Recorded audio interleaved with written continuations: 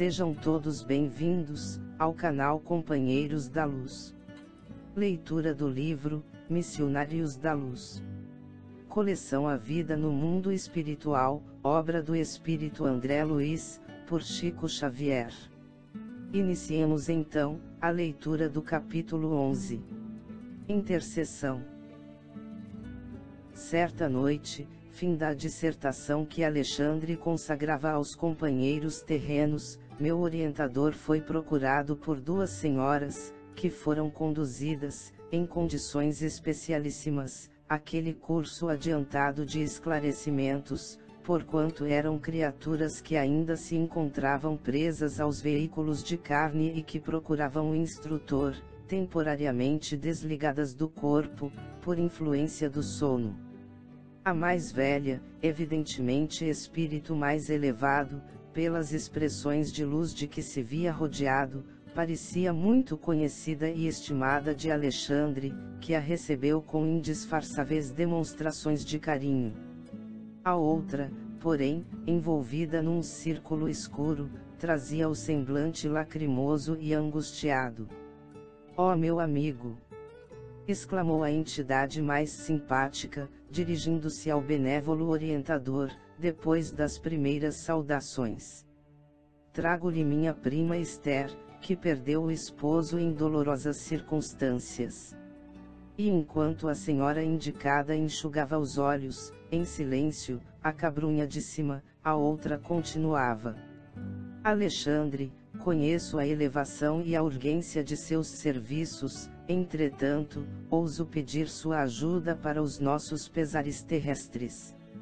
Se houver absurdo em nossa rogativa, desculpe-nos com o seu coração clarividente e bondoso. Somos mulheres humanas.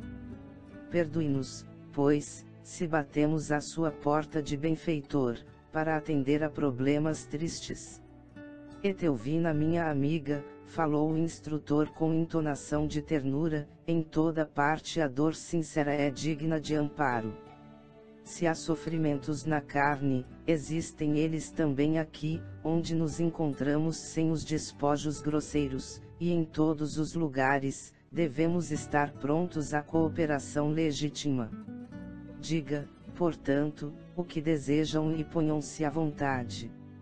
Ambas as senhoras demonstraram-se aliviadas e passaram a conversar calmamente. Etelvina, satisfeita, apresentou então a companheira, que começou a relatar seu doloroso romance. Casara-se, fazia 12 anos, com o segundo noivo que o destino lhe reservara, esclarecendo que o primeiro, ao qual amara muito, suicidara-se em circunstâncias misteriosas. A princípio, preocupara-se intensamente com a atitude de Noé, o noivo primeiro, bem amado de seu coração. Todavia, o devotamento de Raul, o esposo que o céu lhe enviara, conseguira desfazer-lhe as mágoas do passado, edificando-lhe a sorte conjugal, com amoroso entendimento. Haviam recebido 3 filhinhos da providência divina e viviam em harmonia completa. Raul, conquanto melancólico, era dedicado e fiel. Quantas vezes desejara ela balsamizar-lhe, em vão, as chagas recônditas. O companheiro, todavia, nunca se lhe revelara plenamente. Apesar disso, a existência corria-lhe venturosa e calma, no santuário da mútua compreensão. Não obstante, porém, viverem para o desempenho das sagradas obrigações domésticas, apareceram inimigos ocultos que lhes haviam subtraído a felicidade. Raul fora assassinado inexplicavelmente. Amigos anônimos recolheram-lhe o cadáver na via pública, trazendo-lhe à casa a terrível surpresa. Tinha ele o coração varado por um tiro de revólver, que, embora encontrado junto do corpo exangue, não lhe pertencia. Que mistério envolveria o hediondo crime? Diversos populares e policiais acreditavam tratar-se de suicídio, tanto assim que todas as diligências da justiça criminal se encontravam interrompidas. Entanto, em sua convicção de mulher, admitia o assassínio. Que motivos conduziriam um homem bom e trabalhador ao suicídio sem causa? Por que se mataria Raul, quando tudo lhes era favorável, relativamente ao futuro? Inegavelmente, seus recursos financeiros não eram extensos, mas sabiam equilibrar, com decência, a despesa doméstica e a receita comum. Não, o companheiro, a seu parecer, teria partido da crosta por imposição de tenebroso crime. Mas, em sua generosidade feminina, Esther em lágrimas, não desejava positivar a culpabilidade de ninguém, não desejava vingar-se, e sim, acalmar o coração em desalento. Seria possível, por intermédio de Alexandre, sonhar com o companheiro, no sentido de obter-lhe as notícias diretas e fazer-lhe sentir o carinhoso interesse do lar. Em vista dos filhos pequenos e de 2 velhos tios que estavam dependentes de seus préstimos, a angústia da viúva encontrava-se em péssimas condições financeiras. Na viuvez inesperada, todavia, acrescentava em pranto, estava disposta a trabalhar e consagrar-se aos filhinhos, recomeçando a vida, mas antes disso, desejava algum conforto para o coração, anelava inteirar-se do ocorrido e conhecer a situação do esposo, para conformar-se. E no fim da longa e sentida exposição, rematava lacrimosa, dirigindo-se ao meu orientador. Por piedade, generoso amigo. Nada me poderia dizer. Que terá sido feito de Raul? Quem o teria assassinado?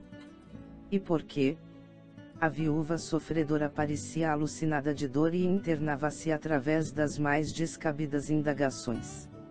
Alexandre, porém, longe de se desgostar com as perguntas intempestivas, assumira a atitude paternal, e carinhosamente, tomou as mãos da interlocutora, respondendo-lhe: tenha calma e coragem, minha amiga. Neste momento, não é fácil esclarecê-la. É imperioso se indicar, com cuidado, a fim de solucionar o problema com o critério devido.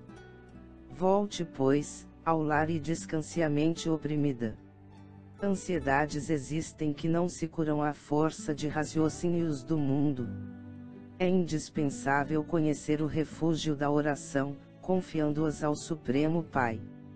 Ampare-se a fé sincera, confie na providência e veremos o que é possível fazer no setor da informação e do socorro fraterno. Examinaremos o assunto com atenção.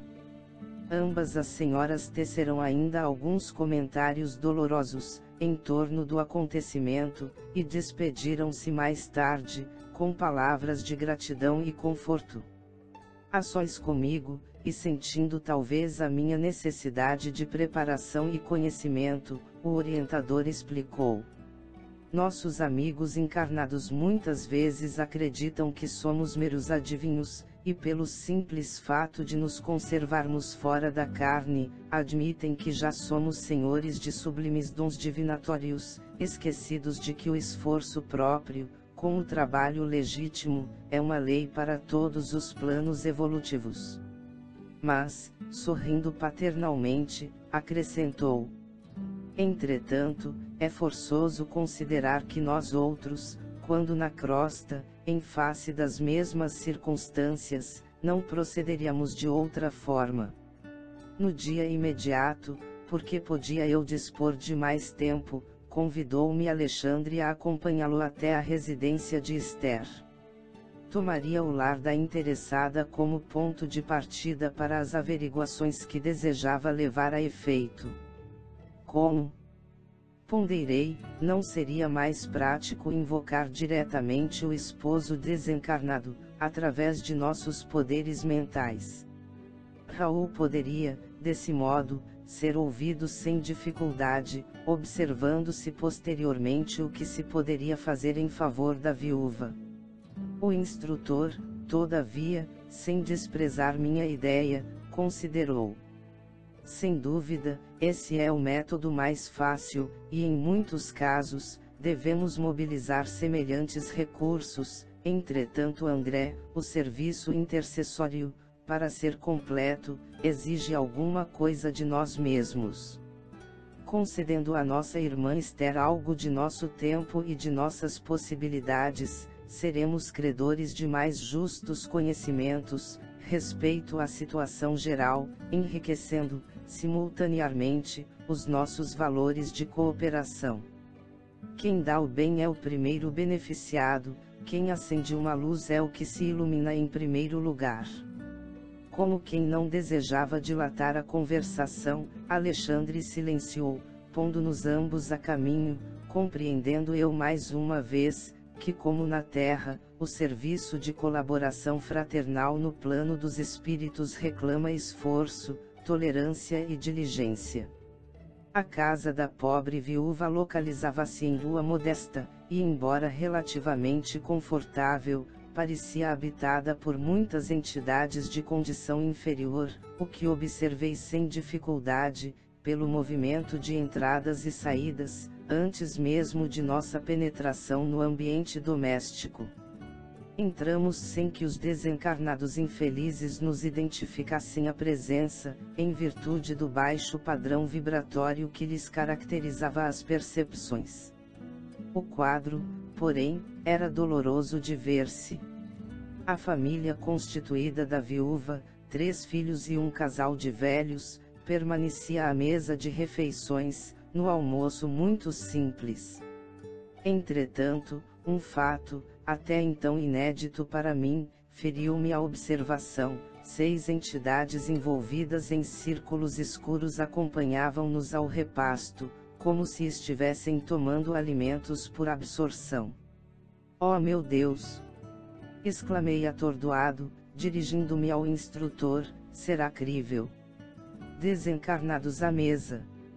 Alexandre replicou, tranquilo. Meu amigo, os quadros de viciação mental, ignorância e sofrimento nos lares sem equilíbrio religioso, são muito grandes. Onde não existe organização espiritual, não há defesas da paz de espírito. Isto é intuitivo para todos os que estimem o reto pensamento. Após ligeira pausa em que fixava, compadecido, a paisagem interior, prosseguiu.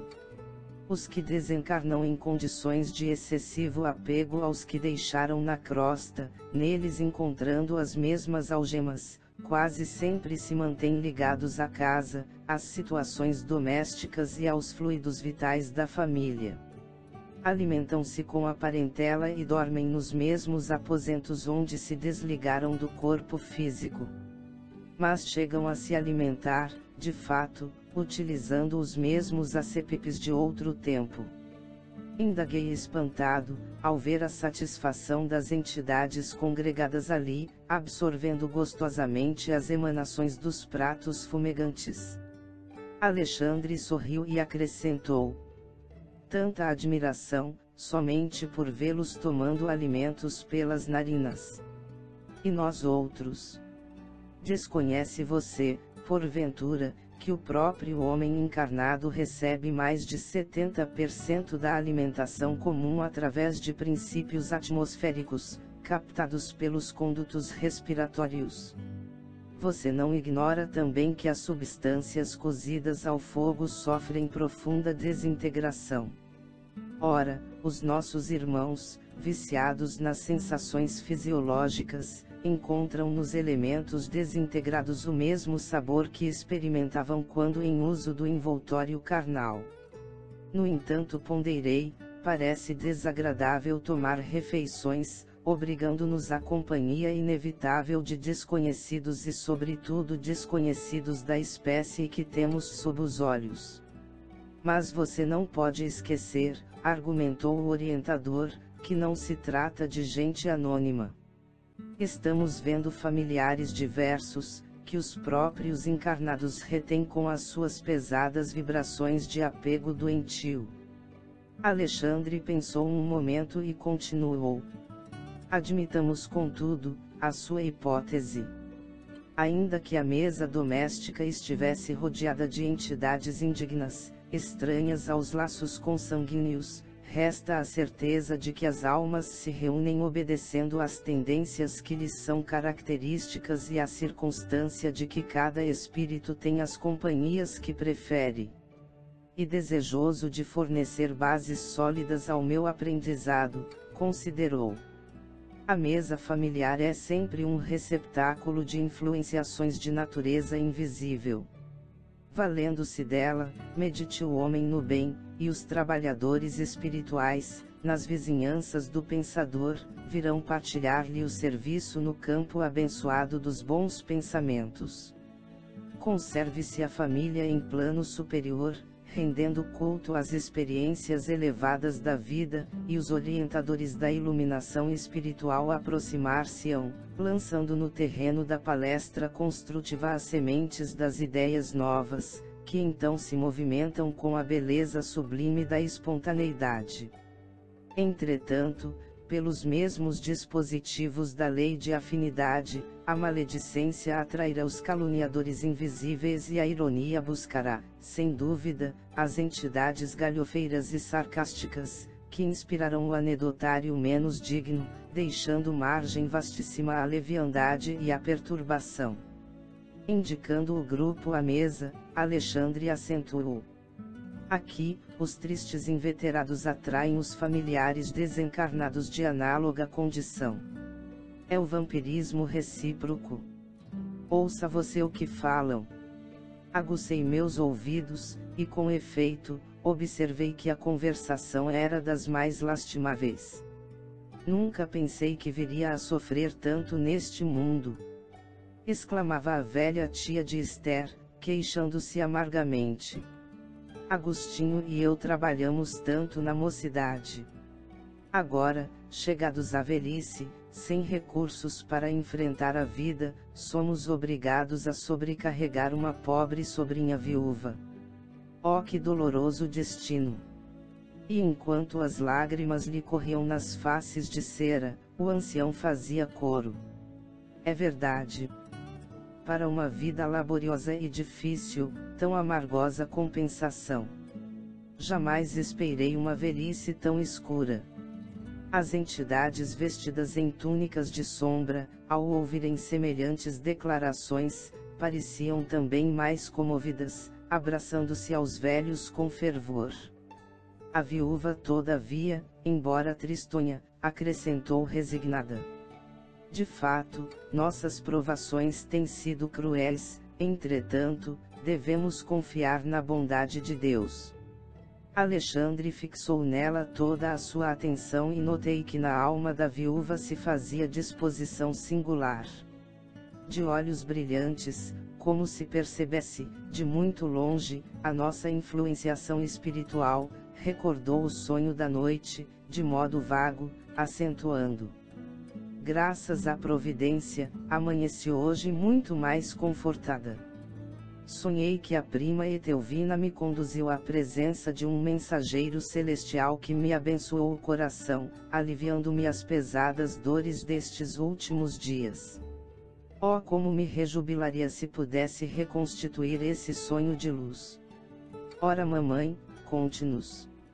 Exclamou a filhinha de 7 anos presumíveis, que até ali se mantivera em silêncio. A senhora de bom grado, comentou: minha filha, não se pode descrever as grandes sensações. Não me lembro precisamente de tudo, mas recordo-me de que o emissário de Jesus me ouviu com paciência, e em seguida, disse-me palavras de encorajamento e amor. Longe de me repreender, acolheu-me, bondoso, e, revelando divina tolerância, escutou minhas queixas até ao fim, qual médico abnegado. Inegavelmente, levantei-me hoje com outro ânimo. Estejamos conformados, pois Deus nos auxiliará. Logo que me refaça completamente, ganharei nosso pão com o trabalho honesto. Tenhamos esperança e fé. Em face das afirmativas encorajadoras de Esther, os meninos entreolharam-se, sorridentes, enquanto os velhinhos calavam a amargura que lhes era própria. Desejei fazer-me visível aos companheiros desencarnados, sem luz, que se movimentavam no recinto, de maneira a palestrar com eles, sondando-lhes as experiências, mas Alexandre dissuadiu-me. Seria perder tempo, disse, e se você deseja beneficiá-los, venha até aqui noutra oportunidade, porque as cristalizações mentais de muitos anos não se desfazem com esclarecimentos verbais de um dia. No momento, nosso objetivo é diverso. Precisamos obter informações sobre Raul. Além disso, se nos valecemos da hora, a fim de ouvir nossos irmãos desencarnados, presentes, verificaríamos de pronto que eles poderiam apenas relacionar dolorosas lamentações, sem proveito construtivo. E revelando reduzido interesse pela conversação dos encarnados, em vista do objetivo essencial do momento, considerou: procuremos algum de nossos irmãos visitadores. Temos necessidade de informes iniciais para dar uma feição imediata ao nosso trabalho intercessório. Porque Alexandre demandasse outros aposentos, deixei igualmente a modesta sala de refeições, embora desejasse continuar observando. O instrutor, porém, não tinha muito tempo para gastar. Depois de rápidos minutos, fomos defrontados por uma entidade de aspecto humilde, mas muito digno, a quem Alexandre se dirigiu afavelmente. Meu amigo é visitador em função ativa. Sim, para servi-lo, respondeu atencioso, o interpelado. O orientador expôs-lhe, com franqueza e em poucas palavras, o que desejávamos. Então, o irmão visitador explicou-se razoavelmente, conhecera Raul, de perto, auxiliara-o muitas vezes, prestando-lhe continuada assistência espiritual, todavia, não pudera, nem ele e nem outros amigos, evitar-lhe o suicídio friamente deliberado. Suicídio? Interrogou Alexandre, procurando informar-se de maneira completa. A viúva acredita em assassínio. Entretanto, ponderou o novo amigo, ele soubera dissimular com cuidado. Meditara por muito tempo o ato infeliz, e no último dia, fizera a aquisição de um revólver para o fim desejado. Alvejando a região do coração, atirou a arma a pequena distância, depois de utilizá-la, cautelosamente, para evitar as impressões digitais, e desse modo, conseguira burlar a confiança dos familiares, fazendo-os supor tivesse havido doloroso crime. E chegou a vê-lo nos derradeiros minutos da tragédia. Indagou Alexandre Paternal. Sim, esclareceu o interlocutor, alguns amigos e eu tentamos socorrê-lo, mas, em vista das condições da morte voluntária, friamente deliberada, não nos foi possível retirá-lo da poça de sangue em que se mergulhou, retido por vibrações pesadíssimas e angustiosas. Permanecíamos em serviço com o fim de ampará-lo, quando se aproximou um bando de algumas dezenas, que abusou do infeliz e deslocou-o, facilmente, em virtude da harmonia de forças perversas.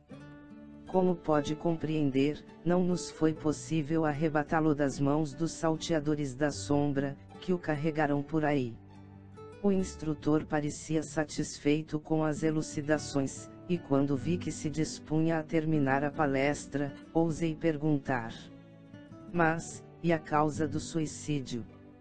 Não será interessante ouvir o visitador? Não, explicou Alexandre tranquilamente, indagaremos do próprio interessado. Despedimo-nos. Determinada indagação todavia, atormentava-me o cérebro. Não a contive por muitos instantes, dirigindo-me ao generoso orientador. Um bando. Mas o que significa? Interroguei. Alexandre, que me parecia agora mais preocupado, esclareceu. O bando a que se refere o informante é a multidão de entidades delinquentes, dedicadas à prática do mal. Embora tenham influenciação limitada, em virtude das defesas numerosas que rodeiam os núcleos de nossos irmãos encarnados e as nossas próprias esferas de ação, levam a efeito muitas perturbações, concentrando os impulsos de suas forças coletivas. Porque fosse muito grande a minha estranheza, o instrutor argumentou. Não se surpreenda, meu amigo. A morte física não é banho milagroso, que converta maus em bons e ignorantes em sábios, de um instante para outro. Há desencarnados que se apegam aos ambientes domésticos, à maneira da era às paredes. Outros, contudo, e em vultoso número, revoltam-se nos círculos da ignorância que lhes é própria e constituem as chamadas legiões das trevas, que afrontaram o próprio Jesus, por intermédio de obsidiados diversos. Organizam-se diabolicamente, formam cooperativas criminosas e ai daqueles que se transformam em seus companheiros. Os que caem na senda evolutiva, pelo descaso das oportunidades divinas, são escravos sofredores desses transitórios, mas terríveis poderes das sombras, em cativeiro que pode caracterizar-se por longa duração. Mas o visitador regional, como guarda destes sítios, questionei espantado, não poderia defender o suicida infeliz. Se ele fosse vítima de assassínio, sim, respondeu o instrutor, porque na condição real de vítima, o homem segrega determinadas correntes de força magnética suscetíveis de pô-lo em contato com os missionários do auxílio, mas no suicídio previamente deliberado, sem a intromissão de inimigos ocultos, como este sob nossa observação, o desequilíbrio da alma é inexprimível e acarreta a absoluta incapacidade de sintonia mental com os elementos superiores. Mas, indaguei assombrado, as sentinelas espirituais não poderiam socorrer independentemente. Esboçou Alexandre um gesto de tolerância fraterna e acentuou. Sendo a liberdade interior herança de todos os filhos da criação, não seria possível organizar precipitados serviços de socorro para todos os que caem nos precipícios dos sofrimentos, por ação propositada, com plena consciência de suas atitudes. Em tais casos, a dor funciona como medida de auxílio nas corrigendas indispensáveis. Mas, e os maus que parecem felizes na própria maldade? Perguntará você, naturalmente. Esses são aqueles sofredores perversos e endurecidos de todos os tempos, que, apesar de reconhecerem a decadência espiritual de si mesmos, criam perigosa crosta de insensibilidade em torno do coração. Desesperados e desiludidos, abrigando venenosa revolta, atiram-se à onda torva do crime, até que um novo raio de luz lhes desabroche no céu da consciência. O assunto oferecia ensejo a valiosos esclarecimentos, mas Alexandre esboçou um gesto de quem não podia gastar muito tempo com palavras, e depois de ligeiro intervalo, acrescentou: André, mantenha-se em oração, ajudando-me por alguns momentos. Agora, que tenho informações positivas do visitador, preciso mobilizar minhas possibilidades de visão, sindicando quanto ao paradeiro do irmão infeliz. Não obstante conservar-me em prece, observei que o orientador entrava em profundo silêncio. Daí a alguns minutos, Alexandre tomou a palavra e exclamou como quem estivesse voltando de surpreendente excursão: Podemos seguir adiante. O pobre irmão, semi-inconsciente, permanece imantado a um grupo perigoso de vampiros, em lugarejo próximo. O instrutor pôs-se a caminho, seguiu passo a passo em silêncio, apesar de minha intensa curiosidade. Em pouco tempo, distanciando-nos dos núcleos suburbanos, encontramo-nos nas vizinhanças de Grande Matadouro. Minha surpresa não tinha limites, porque observei a atitude de vigilância assumida pelo meu orientador, que penetrou firmemente a larga porta de entrada. Pelas vibrações ambientes, reconheci que o lugar era dos mais desagradáveis que conhecera até então, em minha nova fase de esforço espiritual. Seguindo Alexandre de muito perto, via numerosos grupos de entidades francamente inferiores que se alojavam aqui e ali. Diante do local em que se processava a matança dos bovinos, percebi um quadro estarrecedor. Grande número de desencarnados em lastimáveis condições, atiravam-se aos borbotões de sangue vivo, como se procurassem beber o líquido em sede devoradora. Alexandre percebera o assombro doloroso que se apossara de mim e esclareceu-me com serenidade. Está observando André? Estes infelizes irmãos que nos não podem ver, pela deplorável situação de embrutecimento e inferioridade, estão sugando as forças do plasma sanguíneo dos animais. São famintos que causam piedade. Poucas vezes em toda a vida, eu experimentara tamanha repugnância. As cenas mais tristes das zonas inferiores que, até ali, pudera observar, não me haviam impressionado com tamanho amargor. Desencarnados à procura de alimentos daquela espécie. Matadouro cheio de entidades perversas. Que significava tudo aquilo? Lembrei meus reduzidos estudos de história, remontando-me à época em que as gerações primitivas ofereciam aos supostos deuses o sangue de touros e cabritos.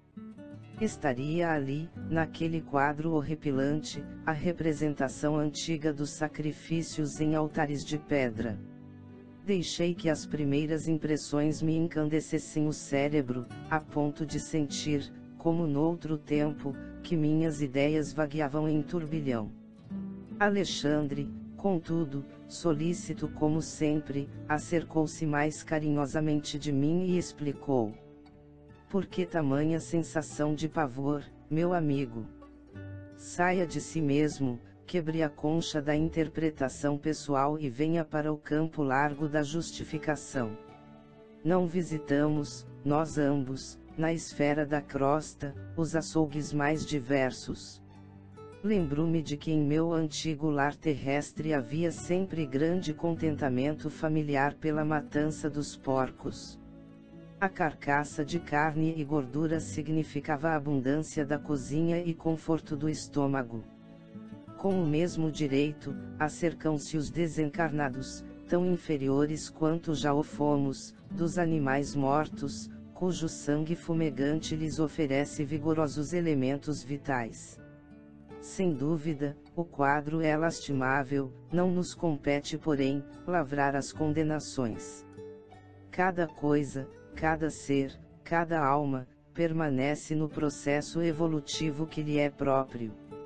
E se já passamos pelas estações inferiores, compreendendo como é difícil a melhoria no plano de elevação, devemos guardar a disposição legítima de auxiliar sempre, mobilizando as melhores possibilidades ao nosso alcance, a serviço do próximo. A advertência fora utilíssima. As palavras do instrutor caíram-me na alma a preceito, retificando-me a atitude mental. Encarei sereno o quadro sob meus olhos, e notando que me reequilibrara, Alexandre mostrou-me uma entidade de aspecto lamentável, semelhante a um autômato, a vaguear em torno dos demais. Depois de fixar-lhe os olhos quase sem expressão, reparei que a sua vestimenta permanecia ensanguentada. É o suicida que procuramos, exclamou o instrutor claramente. Que? Perguntei espantado, por que precisariam dele os vampiros? Semelhantes infelizes, elucidou Alexandre, abusam de recém-desencarnados sem qualquer defesa, como este pobre Raul, nos primeiros dias que se sucedem à morte física, subtraindo-lhes as forças vitais, depois de lhes explorarem o corpo grosseiro. Estava atônito, lembrando as antigas informações religiosas sobre as tentações diabólicas, mas o orientador, firme na missão sagrada de auxílio, ponderou. André, não se impressione em sentido negativo. Todo homem, encarnado ou desencarnado, que se desvie da estrada reta do bem, pode vir a ser perigoso gênio do mal. Não temos tempo a perder. Vamos agir, socorrendo o desventurado. Seguindo o prestimoso mentor, aproximei-me também do infeliz. Alexandre alçou a mão direita sobre a testa de Raul e envolveu-o em vigoroso influxo magnético. Dentro de poucos instantes, Raul permanecia cercado de luz, que foi vista imediatamente pelos seres da sombra, observando eu que a maioria se afastou, lançando gritos de horror. Vendo a claridade que rodeara a vítima, estavam lívidos, espantados. Um dos algozes mais corajosos replicou em voz alta: deixemos este homem entregue à sua sorte. Os espíritos poderosos estão interessados nele. Larguemo-lo. Enquanto se retiravam os verdugos, apressadamente, como se temessem algo que eu não podia compreender ainda, em face da aproximação bendita daquela luz que vinha de mais alto, perdia-me em dolorosas interrogações íntimas. O quadro era típico das velhas lendas de demônios abandonando as almas prisioneiras de seus propósitos infernais. As palavras espíritos poderosos haviam sido pronunciadas com indisfarçável ironia. Pela claridade que envolvera o suicida, sabiam eles que estávamos presentes, e embora fugissem, medrosos, alvejavam-nos com zombarias.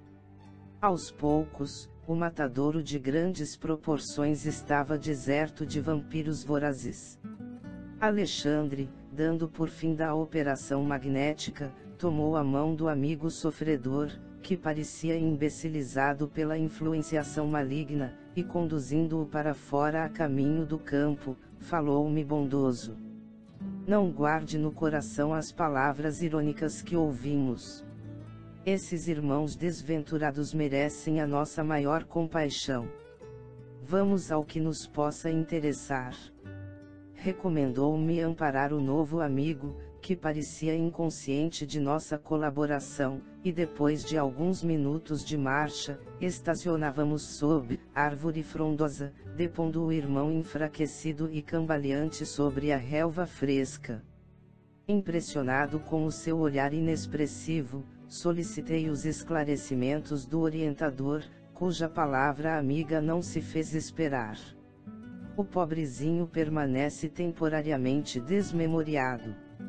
O estado dele, depois de tão prolongada sucção de energias vitais, é de lamentável inconsciência.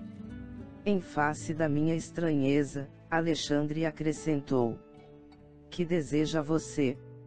Esperaria por aqui o processo de menor esforço. O magnetismo do mal está igualmente cheio de poder, sobretudo para aqueles que caem voluntariamente sob os seus tentáculos. Em seguida, inclinou-se paternalmente sobre o desventurado suicida e indagou: irmão Raul, como passa? Eu, murmurou o infeliz, como se estivesse mergulhado em profundo sono: não sei, nada sei. Lembra-se da esposa? Não, respondeu o suicida, de modo vago. O instrutor levantou-se e disse-me: a inconsciência dele é total. Precisamos despertá-lo. Em seguida, determinou que eu permanecesse ali em vigilância, enquanto buscaria recursos necessários. Não poderemos acordá-lo por nós mesmos? Interroguei admirado. O orientador sorriu e considerou. Bem se reconhece que você não é veterano em serviços intercessórios. Esquece-se de que vamos despertá-lo não só para a consciência própria, senão também para a dor. Romperemos a crosta de magnetismo inferior que o envolve e Raul regressará ao conhecimento da situação que lhe é própria. Entretanto, sentirá o martírio do peito varado pelo projétil, rugirá de angústia ao contato da sobrevivência dolorosa, criada aliás, por ele mesmo. Ora, em tais casos, as primeiras impressões são francamente terríveis e escoam-se algumas horas antes de seguro alívio. E como outras obrigações esperam por nós, será conveniente entregá-lo aos cuidados de outros amigos. As observações calaram-me fundamente. Decorridos 20 minutos, aproximadamente, Alexandre voltou acompanhado de 2 irmãos que se prontificaram a conduzir o infeliz, e daí a algum tempo, encontrávamo-nos numa casa espiritual de socorro urgente, localizada na própria esfera da crosta. Via-se que a organização atendia a trabalhos de emergência, porquanto o material de assistência era francamente rudimentar. Adivinhando-me o pensamento, Alexandre explicou.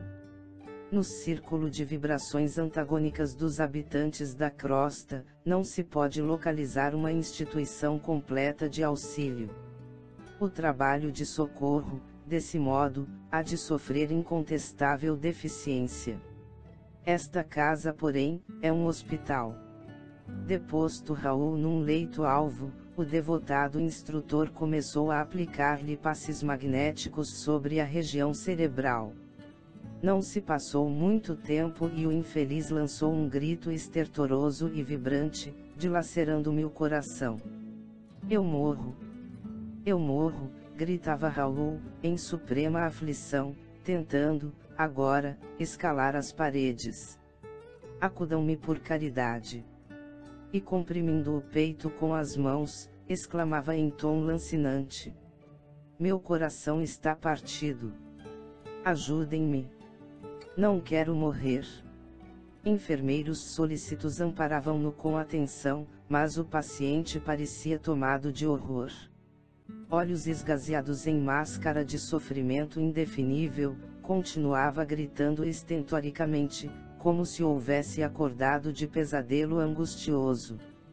Esther! Esther! Chamou o infeliz, recordando a esposa devotada. Venha em meu auxílio pelo amor de Deus. Socorra-me. Meus filhos. Meus filhos. Alexandre acercou-se dele paternalmente e ponderou.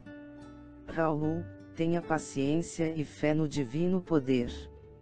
Procure enfrentar corajosamente a situação difícil que você mesmo criou e não invoque o nome da companheira dedicada, nem chame pelos filhos amados que deixou na sua antiga paisagem do mundo, porque a porta material de sua casa se fechou com os seus olhos.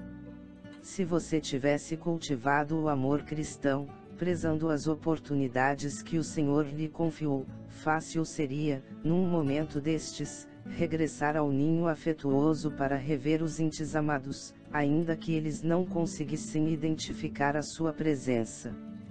Mas, agora, meu amigo, é muito tarde, é necessário aguardar outro ensejo de trabalho e purificação, porque a sua oportunidade, com o nome terrestre de Raul, está finda. Imenso pavor a estampar-se-lhe no semblante, o interpelado revidou. Estarei morto, porventura.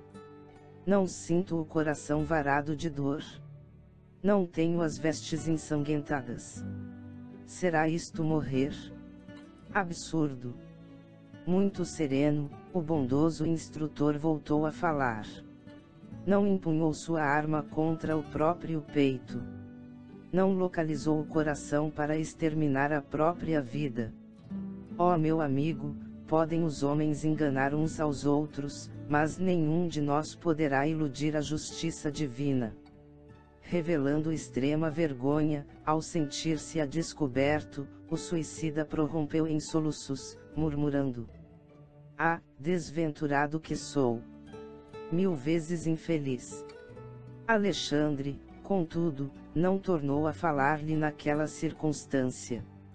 Depois de recomendá-lo carinhosamente aos cuidados dos irmãos responsáveis pelos serviços de assistência, dirigiu-se a mim, explicando: Vamos, André.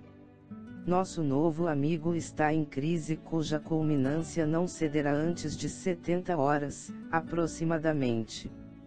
Voltaremos mais tarde a vê-lo. De regresso aos meus trabalhos, esperei ansioso o instante de reatar as observações educativas. Impressionava-me a complexidade do serviço intercessório. As simples orações de uma esposa saudosa e dedicada haviam provocado atividades numerosas para o meu orientador e valiosos esclarecimentos para mim. Como agiria Alexandre na fase final? Que revelações teria Raul para os nossos ouvidos de companheiros interessados no seu bem-estar? Conseguiria a esposa consolar-se nos círculos da viuvez? Abrigando interrogações numerosas, aguardei o momento azado. Decorridos 4 dias, o instrutor convidou-me a tornar ao assunto, o que me fez exultar de contentamento pela possibilidade de prosseguir, aprendendo para a minha própria evolução. Encontramos Raul cheio de dores, todavia, mais calmo para sustentar a conversação esclarecedora. Queixava-se da ferida aberta, do coração descontrolado, dos sofrimentos agudos, do grande abatimento. Sabia, porém, que não se encontrava mais no círculo da carne, embora semelhante verdade lhe custasse angustioso pranto. Tranquilize-se, disse-lhe o meu orientador, com inexprimível bondade, sua situação é difícil, mas poderia ser muito pior. Há suicidas que permanecem agarrados aos despojos cadavéricos por tempo indeterminado, assistindo à decomposição orgânica e sentindo o ataque dos vermes vorazes. Ai de mim! Suspirou o mísero, porque, além de suicida, sou igualmente criminoso. E demonstrando infinita confiança em nós, Raul contou a sua história triste, procurando justificar o ato extremo. Na mocidade, viera do interior para a cidade grande, atendendo ao convite de Noé, seu camarada de infância. Companheiro devotado e sincero, esse amigo apresentara-o certa vez, a noiva querida, com quem esperava tecer no futuro, o ninho de sorte doméstica. Ai! Desde o dia, porém, que vira Esther pela primeira vez, nunca mais pôde esquecê-la. Personificava a jovem o que ele, Raul, reputava como seu mais alto ideal para o matrimônio feliz. Em sua presença, sentia-se o mais ditoso dos homens. Seu olhar alimentava-lhe o coração, suas ideias constituíam a continuidade dos seus próprios pensamentos. Como, porém, fazer-lhe sentir o afeto imenso? Noé, o bom companheiro do passado, tornara-se-lhe o empecilho que precisava remover. Esther seria incapaz de traição ao compromisso assumido. Noé mostrava-se infinitamente bondoso e estimável para provocar um rompimento. Foi então que lhe nasceu no cérebro a tenebrosa ideia de um crime. Eliminaria o rival. Não cederia sua felicidade a ninguém. O colega deveria morrer. Mas como efetuar o plano sem complicações com a justiça? Enceguecido pela paixão violenta, passou a estudar minuciosamente a realização de seus criminosos propósitos. E encontrou uma fórmula sutil para a eliminação do companheiro dedicado e fiel. Ele, Raul, passou a usar conhecido e terrível veneno em pequeninas doses, aumentando-as vagarosamente até habituar o organismo com quantidades que para outrem seriam fulminantes.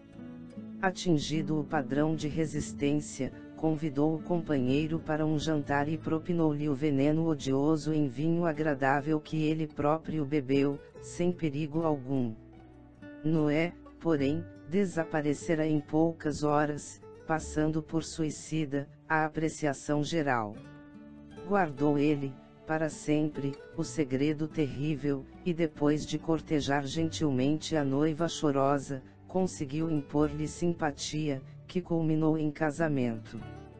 Atingirá a realização do que mais desejava, Esther pertencia-lhe na qualidade de mulher, vieram os filhinhos enfeitar-lhe o viver, mas a sua consciência fora ferida sem remissão.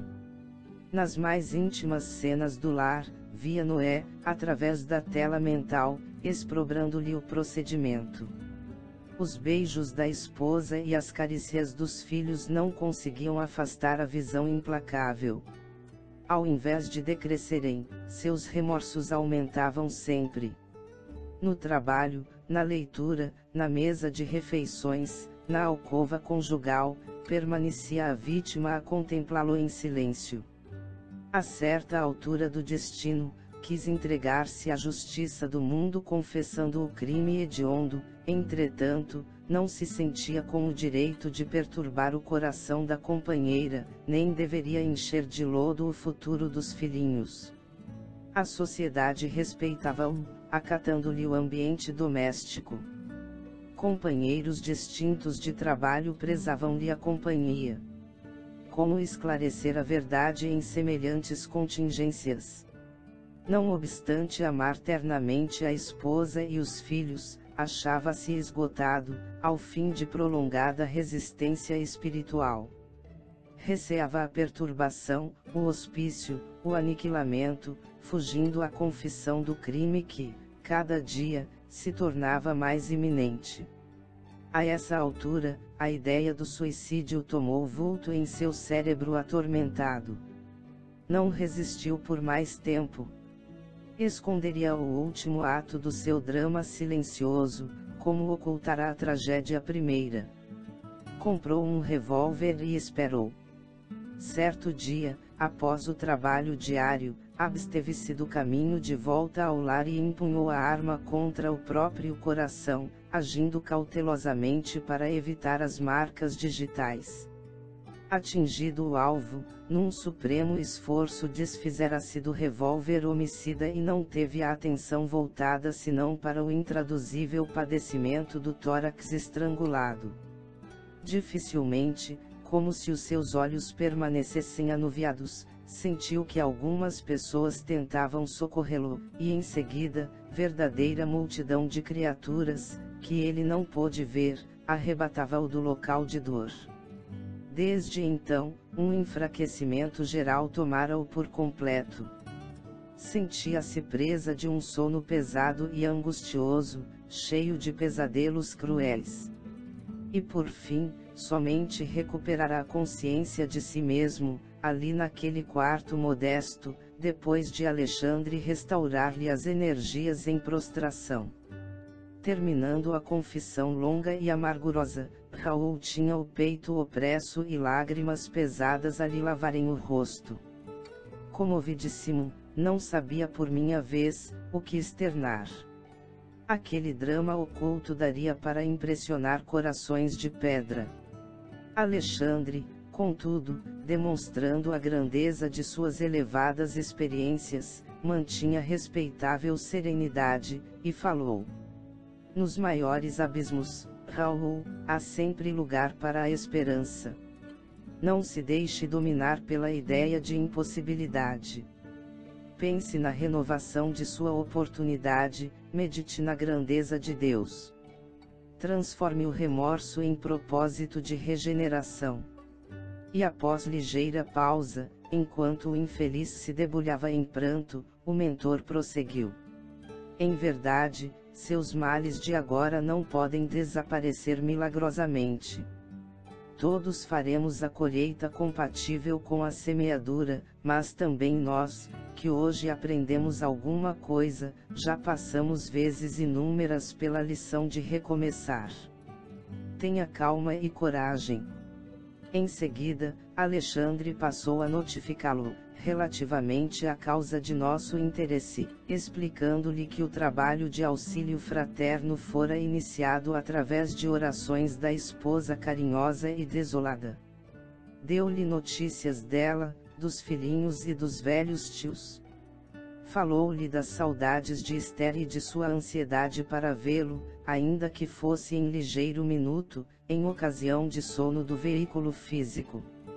Em ouvindo as derradeiras informações, o suicida pareceu reanimar-se vivamente e observou. Ai! Não sou digno. minha miséria acentuar-lhe-ia as dores. O orientador, porém, afagando-lhe paternalmente a testa, prometeu intervir e solucionar o problema. Retiramo-nos, de novo, e percebendo minha profunda admiração, Alexandre ponderou. No pequeno drama em observação, meu amigo, você pode calcular a extensão e complexidade de nossas tarefas nos serviços intercessórios. Os nossos companheiros encarnados pedem-nos, por vezes, determinados trabalhos, muito distantes do conhecimento das verdadeiras situações. Para a sociedade humana, Raul é uma vítima de sicários ocultos, quando é apenas vítima de si mesmo. Para a companheira é o marido ideal, quando foi criminoso e suicida. Compreendi as dificuldades morais em que nos achávamos para atender a petição que nos conduzirá a semelhante serviço. As palavras do instrutor não evidenciavam outra coisa. Entendendo assim, ousei perguntar: acredita esteja a irmã Esther preparada para o realismo de nossas conclusões? Alexandre abanou a cabeça, negativamente, e redarguiu. Somente são dignos da verdade plena os que se encontrem plenamente libertados das paixões. Esther é profundamente bondosa, mas ainda não alcançou o próprio domínio. Não possui as emoções, antes é possuída por elas. Em vista disso, de modo algum lhe poderíamos dar o conhecimento completo do assunto. Está preparada para a consolação, não para a verdade. As afirmativas do instrutor chocaram-me de certo modo. De que maneira omitir os pormenores da tragédia? Não seria faltar à realidade. Por que processo confortar a esposa saudosa, ocultando-lhe o sentido verdadeiro dos acontecimentos? Alexandre, porém, compreendeu minhas indagações e observou. Com que direito perturbaríamos o coração de uma pobre viúva na crosta, a pretexto de sermos verdadeiros? Por que motivo tisnar a esperança tranquila de 3 crianças adoráveis, envenenando-lhes talvez o destino, tão só para nos exibirmos como campeões da realidade? Haverá mais alegria em mostrar a sombra do crime, que em descobrir a fonte do conforto. André, meu irmão, a vida pede muito discernimento. Cada palavra tem sua ocasião, como cada revelação o seu tempo. Não podemos compreender um serviço de socorro com o esmagamento do suplicante. A oração de Esther não lhe poderia ser portadora de desalento. Por isso mesmo, nem todos recebem, quando querem, a delegação de mais alto para os serviços de assistência. Registrei a observação. Nesse dia, Alexandre dirigiu-se em minha companhia às autoridades do auxílio, pedindo a colaboração de uma das irmãs que funcionavam nas turmas de socorro, para concurso mais eficiente ao coração de Esther. Foi destacada Romualda, criatura dedicada e bondosa, que desceu para a crosta junto de nós, recebendo, atenciosamente, as recomendações do prestimoso amigo. Alexandre não se alongou em muitas instruções. Romualda deveria preparar a viúva espiritualmente, para visitar na noite próxima, o esposo desencarnado, e em seguida, demorar-se junto dela, 2 semanas, colaborando no reerguimento de suas energias psíquicas e cooperando para que se lhe reorganizasse a vida econômica, através de colocação honesta e digna. Era de ver-se o carinho que o delicado instrutor dedicou a todas as providências em curso. Quase no momento aprazado para o reencontro dos cônjuges, comparecemos ao Hospital Volante de Socorro Espiritual, onde o instrutor cuidou pessoalmente de todas as medidas. Recomendou a Raul o melhor ânimo, insistindo para que não pronunciasse a menor expressão de queixa e para que se abstivesse de qualquer gesto que pudesse traduzir impaciência ou aflição. Em seguida, mandou velar a chaga aberta e sanguinolenta, muito visível na região dilacerada do organismo perispiritual, para que a esposa não recebesse qualquer impressão de sofrimento. O próprio Raul, admirado pela lição de boas maneiras, atendia, satisfeito e reanimado, a todas as instruções. Daí a minutos, Romualda entrou em companhia de Esther, cujo olhar deixava entrever angústia e expectação. Alexandre tomou-a pelo braço e mostrou-lhe o companheiro estendido no leito alvo. Raul, Raul, gritou a viúva desolada, provisoriamente liberta do corpo carnal, dilacerando-me o coração pelo doloroso tom de voz. A comoção dela era extrema. Quis prosseguir e não pôde. Dobraram-se-lhe os joelhos e encontrou-se, genuflexa junto ao leito do esposo soluçando.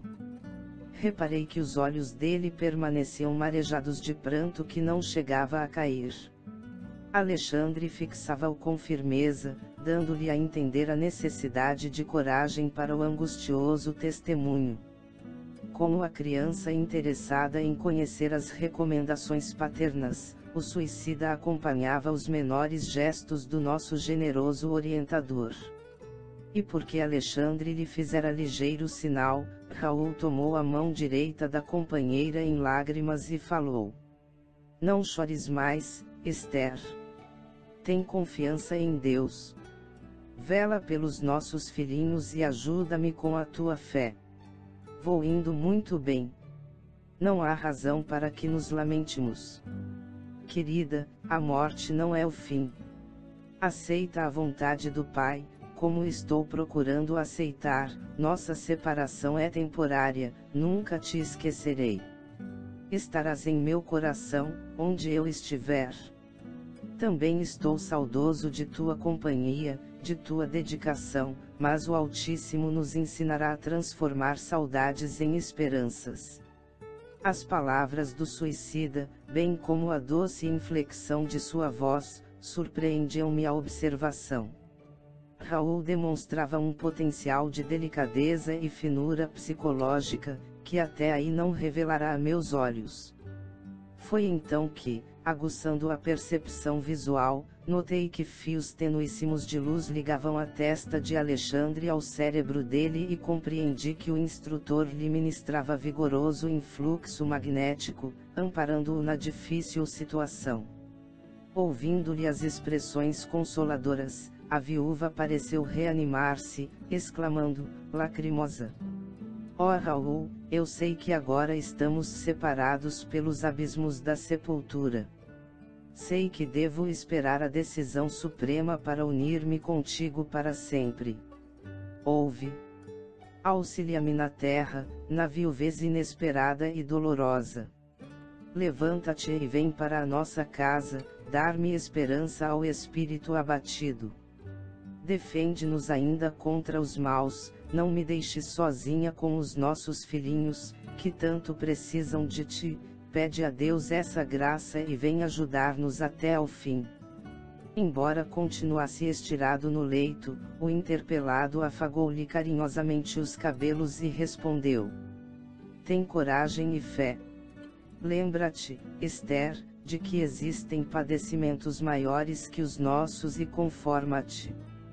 Vou fortalecer-me e trabalharei ainda por nós.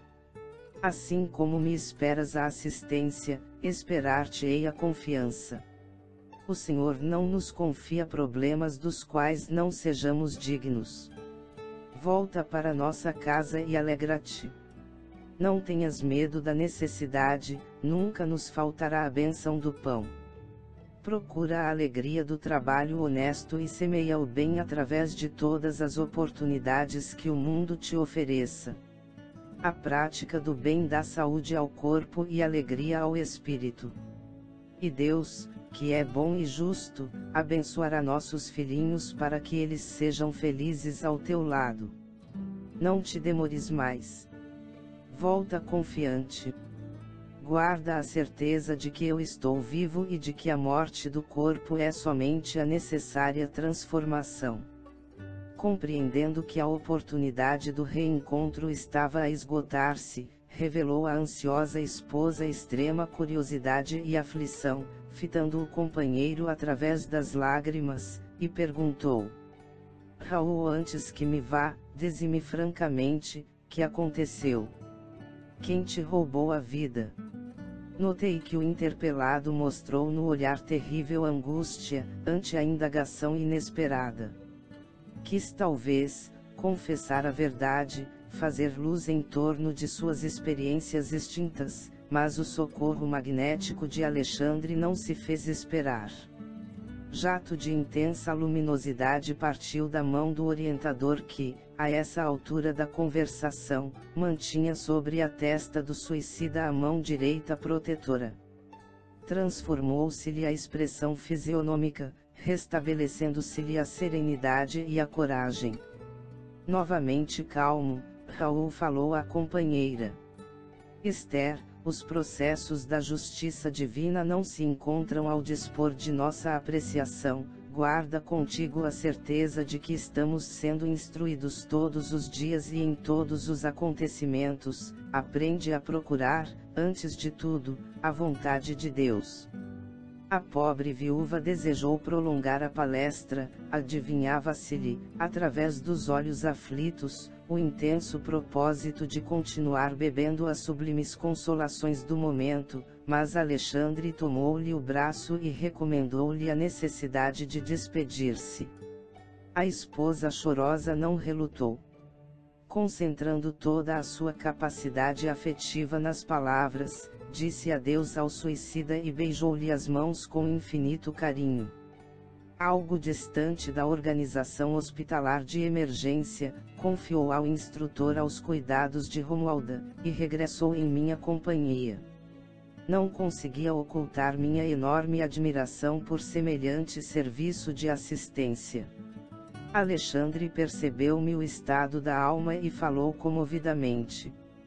Segundo observa, o trabalho de socorro pede muito esforço e devotamento fraterno.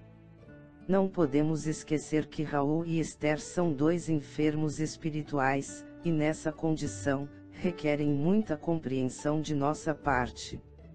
Felizmente, a viúva regressa cheia de novo ânimo e o nosso amigo, sentindo a extensão dos cuidados de que está sendo objeto, e notando por si mesmo quanto pode auxiliar a companheira encarnada, dar-se à pressa em criar novas expressões de estímulo e energia no próprio coração.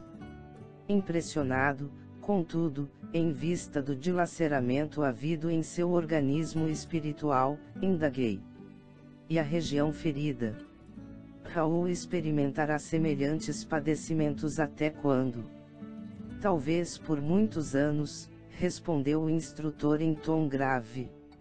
Isso, porém, não o impedirá de trabalhar intensamente no campo da consciência, esforçando-se pela reaproximação da bendita oportunidade regeneradora. Outros problemas afloravam-me a ideia. No entanto, o instrutor precisava ausentar-se, em demanda de incumbências difíceis, nas quais não poderia eu acompanhá-lo. Pedi-lhe permissão para seguir, de perto, o trabalho de assistência levado a efeito por Romualda, recebendo-lhe a generosa aprovação. Desejava saber até que ponto se confortará a viúva aflita e observar-lhe o proveito daquele reencontro, que traduzia elevada concessão. No dia seguinte, voltei ao lar modesto, justamente por ocasião do almoço familiar. Romualda andava ativa. O ambiente interno adquirira novo aspecto. As entidades viciadas não haviam desaparecido totalmente, mas o seu número fora consideravelmente reduzido. Amparando a sua protegida, a irmã auxiliadora recebeu-me com amabilidade. Notificou-me que a viúva amanhecera muito melhor e que ela, Romualda, fizera o possível por manter-lhe a recordação plena do sonho. Como era natural, a pobrezinha não poderia lembrar-se de todas as minúcias, entretanto, fixara as impressões culminantes, suscetíveis de acordar-lhe a divina esperança e restaurar-lhe o bom ânimo. Recomendou-me verificar, por mim mesmo, o efeito maravilhoso da providência. De fato, o semblante da viúva ganhara nova expressão. De olhos límpidos e brilhantes, narrava aos tios e aos filhinhos o sublime sonho da noite. Todos a escutavam sob forte interesse, sobretudo as crianças, que pareciam participar de seu júbilo interior. Esther terminara a narrativa, emocionada. Observei então, que a velha tia esboçava um gesto de incredulidade, perguntando-lhe: "E você acredita ter visitado Raul no outro mundo?" "Como não?" redarguiu a viúva, sem pestanejar. "Tenho ainda a impressão de suas mãos sobre as minhas e sei que Deus me concedeu semelhante graça para que eu readquira minhas forças para o trabalho. Despertei hoje profundamente reanimada e feliz. Enfrentarei o caminho com novas esperanças. Esforçar-me-ei e vencerei. Ó mamãe, como nos consolam as suas palavras!" murmurou um dos pequenos de olhos muito vivos, como desejaria estar com a senhora para ouvir o papai nesse sonho maravilhoso. Nesse instante, o velhinho, que se alimentava em silêncio, ponderou na qualidade de excelente representante da descrença humana. É interessante notar que, tendo Raul consolado tanto o seu coração de mulher, nada tenha elucidado sobre o crime que o atirou no sepulcro. Esther, que sentiu a ironia da observação, influenciada pela benfeitora que ali se mantinha, respondeu prontamente: "Muitas vezes, meu tio, não sabemos ser gratos às bênçãos divinas. Recordo-me desta verdade, ao lhe ouvir semelhante raciocínio. Envergonho-me, quando me lembro haver feito interrogação desta natureza ao pobre Raul, abatido e pálido no leito. Basta-me a felicidade de tê-lo visto e ouvido num mundo que eu não posso compreender agora. Tenho a certeza de que o visitei em algum lugar. Que nos interessa descobrir criminosos, quando não podemos levantar-lhe o corpo físico? Em nossa preocupação de punir culpados, sem dar conta de nossas próprias culpas, iremos ao absurdo de desejar ser mais justos que o próprio Deus."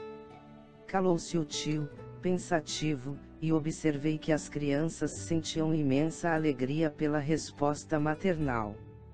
O coração de Esther penetrara a zona lúcida e sublime da fé viva, absorvendo paz, alegria e esperança, a caminho de uma vida nova. Ao me despedir, felicitei Romualda pelo seu nobre trabalho. A generosa servidora pôs-me a par de seu projeto de serviço. Permaneceria mais estreitamente ao lado da viúva, insuflando-lhe coragem e bom ânimo, e na semana próxima, contava com a possibilidade de cooperar no sentido de organizar-lhe serviço bem remunerado. Admirei-me, ouvindo o programa, principalmente no que tocava ao auxílio material. Entretanto, Romualda argumentou muito calma. Quando os companheiros terrestres se fazem merecedores, podemos colaborar em benefício deles, com todos os recursos ao nosso alcance, desde que a nossa cooperação não lhes tolha a liberdade de consciência. Roguei-lhe então o obséquio de admitir-me o concurso, no dia aprazado para os serviços finais. Romualda consentiu bondosamente, e passada uma semana, fui por ela avisado, quanto à medida de conclusão dos trabalhos de assistência. Voltei ao lar da viúva, em companhia da digna servidora espiritual, que me recomendou: "Faça o favor de assistir nossa amiga, enquanto vou buscar a pessoa indicada para auxiliá-la. Já movimentei todas as providências cabíveis na situação e não temos tempo a perder." Mantive-me ali, em profunda curiosidade, e decorridas 3 horas, aproximadamente, alguém bateu à porta, chamando-me a atenção. seguida de Romualda, uma dama distinta vinha ao encontro de Esther, oferecendo-lhe trabalho honesto em sua oficina de costura. A viúva chorou de emoção e de alegria, e enquanto combinavam determinadas medidas de serviço, num quadro confortador de júbilo geral, a irmã auxiliadora falou-me contente. Agora, irmão André, podemos voltar tranquilamente. O serviço que nos foi confiado está concluído, graças ao Senhor. Chegamos ao final deste capítulo. Não percam o próximo de número 12, Preparação de Experiências. Muito obrigado, boa reflexão, que Jesus abençoe a todos.